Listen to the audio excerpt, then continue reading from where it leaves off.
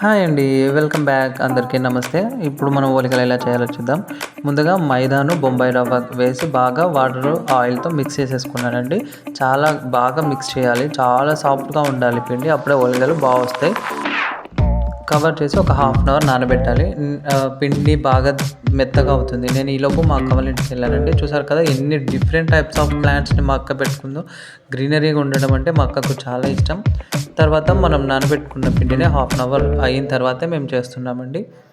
పిండిని కొద్దిగా చేత్తో లైట్‌గా ఒత్తుకొని మధ్యలో పూర్ణం పెట్టేసి చుట్టూ కవర్ చేసేసి పైన వచ్చిన ఎక్స్ట్రా పిండి తీసేసి బాగా స్మూత్‌గా మరీ అంత మెత్తగా అంటే పల్చగా కాకుండా అంత మందంగా కాకుండా మీడియం సైజులో ఒత్తేసుకుంటున్నాను. ఈలోపు మా అమ్మ ఒకటి కాల్చేసి నాకు తినిపిస్తే మా అమ్మ కూడా తినేస్తుందండి.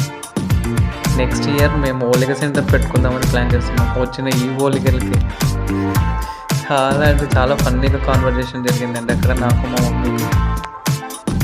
అండ్ నేను వచ్చేస్తుంటే మా మమ్మీ కాల్ చేస్తుంది. చాలా ఈజీ ప్రాసెస్ అండి ఓలిగలు. నేను కష్టం అనుకున్నాను. నేను కూడా ఫస్ట్ టైం చేయడం.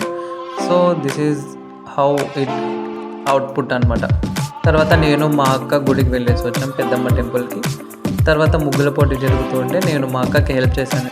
అండ్ నేను మా అమ్మ ఒక ఓల్డ్ మూవీ చూసి శ్రీదేవి గారిది పడుకున్నామన్నమాట. This is how we celebrate.